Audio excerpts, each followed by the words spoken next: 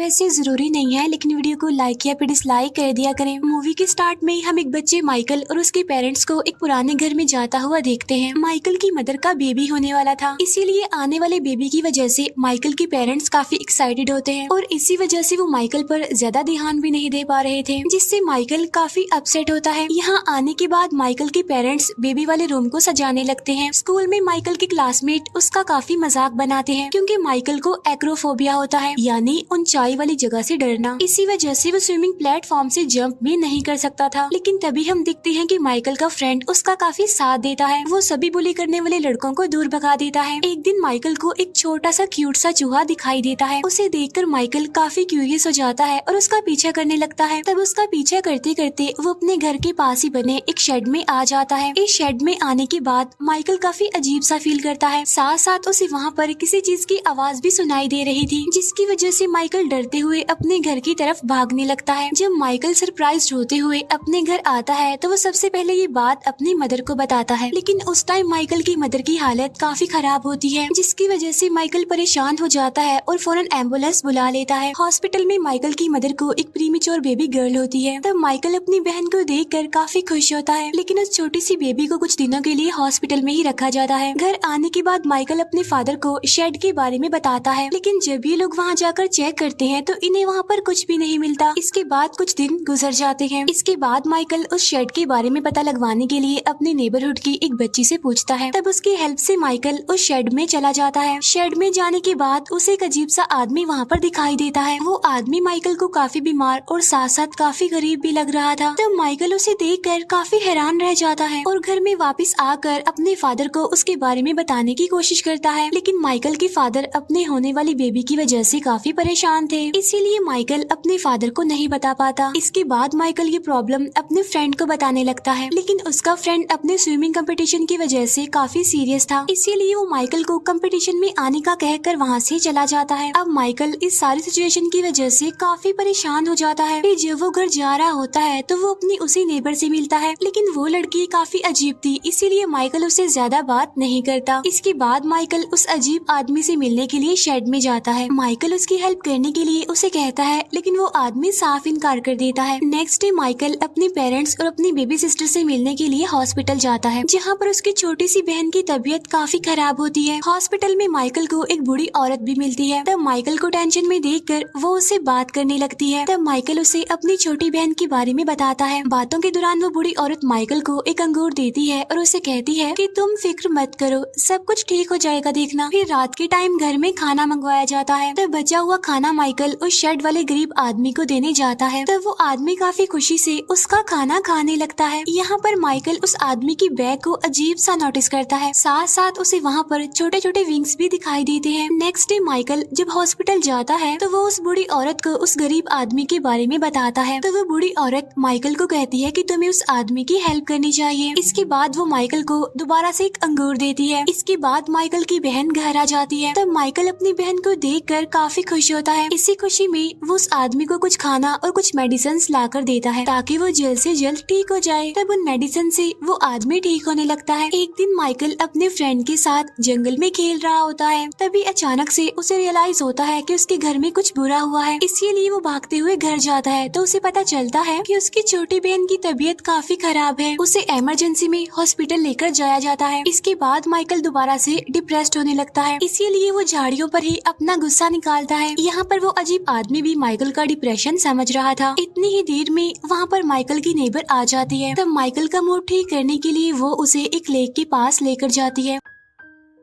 उस लेक के पास एक काफी पुराना टावर भी था। वहाँ पर माइकल की नेबर उससे बात करने लगती है, जिससे माइकल को काफी अच्छा फील होता है। इसके बाद माइकल को पता चलता है कि उसकी बहन को हार्ट की प्रॉब्लम है, लेकिन माइकल अपनी बहन को बचाने के लिए कुछ भी नहीं कर सकता था, इसीलिए वो हर टाइम काफी अपसेट रहता था। लेकिन उसे एक उम्मीद थी कि शायद इस सब में वो अजीब सा आदमी उसकी हेल्प कर सकता है, इसीलिए वो उस आदमी के पास जाता है और उसे अपनी बहन के बारे में सब कुछ बता देता है और उसे कहता है कि तुम प्लीज मेरी बहन को ठीक कर दो, क्योंकि मैं जानता हूँ कि तुम्हारे पास कोई ऐसी पावर है जिससे तुम सब कुछ ठीक कर सकते हो। तभी सुनकर वो आदमी कहता है कि इस दुनिया में जितने भी इंसान हैं, जानवर हैं, छोटे हो या बड़े, उनकी मौत कंफर्म है, इसीलिए तुम्हारी बहन को बचाने में मैं तुम्हारी कोई भी हेल्प नहीं कर सकता। ये सुनकर माइकल को काफी गुस्सा आ जाता है, इसीलिए वो वहाँ से चला जाता है। नेक्स्ट डे माइकल अपने नेबर को भी उस आदमी से मिलवाता है। तो वो लड़की उस आदमी को देखकर काफी क्यूरियस होती है कि आखिर ये है कौन। उधर माइकल की सिस्टर अभी तक ठीक नहीं हो रही थी, इसीलिए माइकल के फादर इतने ज्यादा डिप्रेस्ड हो जाते हैं कि शेड को तोड़ने के लिए जाने लगते हैं। लेकिन माइकल अपने बेड पर कूदकर छत से नीचे गिर जाता है और इस तरह करके वो अपने फादर को शेड में जाने से रोक लेता है। नेक्स्ट डे माइकल फिर से हॉस्पिटल में उस बूढ़ी औरत से मिलता है। वो बूढ़ी औरत नोटिस करती है कि माइकल काफी ज्यादा परेशान है, इसीलिए वो माइकल को जिंदगी की डिफिकल्टी से लड़ने के लिए इनकरेज करती है। यहाँ पर डॉक्टर्स बताते हैं कि उस बच्ची को हार्ट का ऐसा प्रॉब्लम है जिसका कोई भी ट्रीटमेंट नहीं है। इसके बाद रात में जब माइकल के फादर घर की सफाई कर रहे होते हैं तब वो शेड को दोबारा से खत्म करने के लिए जाने लगते हैं। काफी रोकने के बाद भी वो नहीं रुकते, इसीलिए माइकल उस जलते हुए शेड से उस आदमी को फौरन बाहर निकाल लेता है और अपनी नेबर की हेल्प से उस आदमी को उसी टावर में छुपा देता है। लेकिन सरप्राइजिंगली उस आदमी की हेल्प करने की वजह से माइकल के साथ भी अच्छा होने लगता है।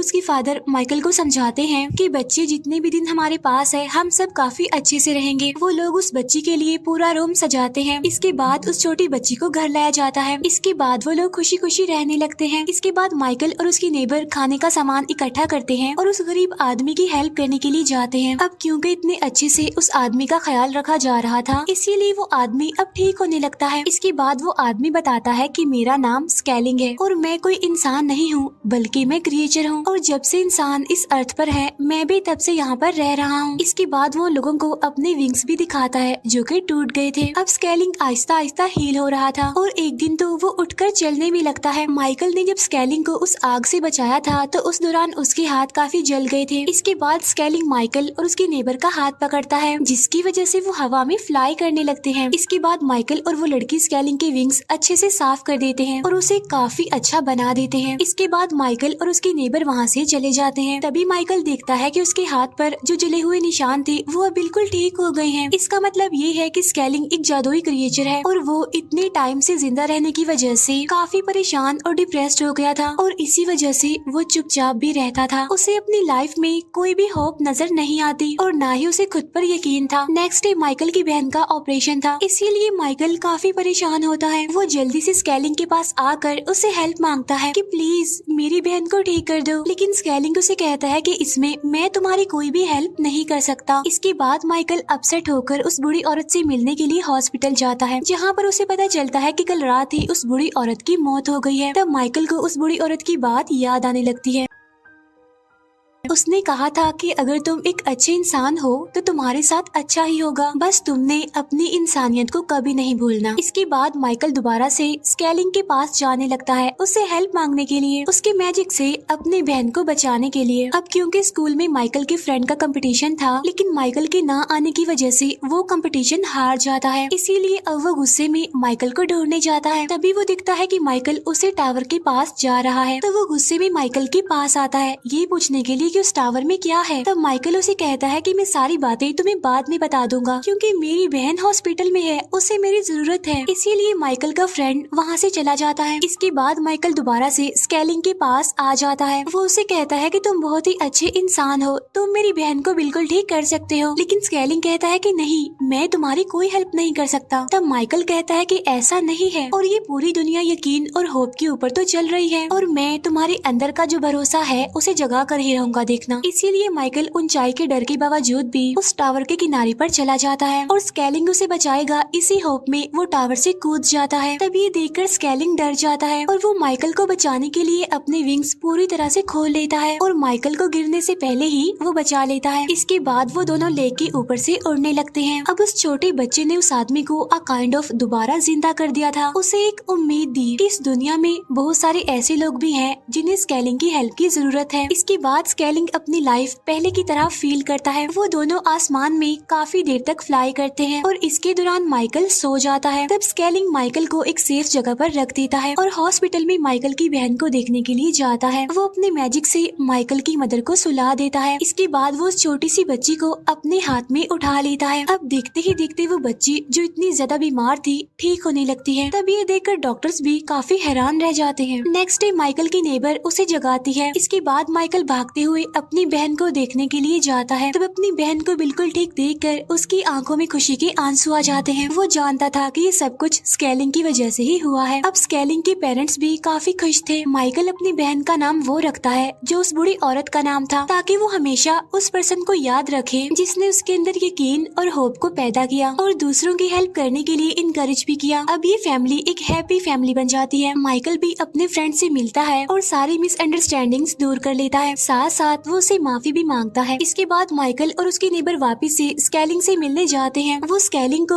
उसकी फेवरेट वाइन और खाना देकर उसका थैंक्स करते हैं। स्केलिंग उन्हें बताता है कि अब मेरे जाने का टाइम आ चुका है, क्योंकि माइकल तुमने मेरे अंदर हिम्मत पैदा की है। अब मैं उन सभी लोगों की हेल्प करने के लिए जा रहा हूँ जिन्हें मेरी जरूरत है। अब इस हैप्पी सी एंडिंग के साथ इस प्यारी सी मूवी का यहीं पर दी एंड हो जाता है। Thank you for watching.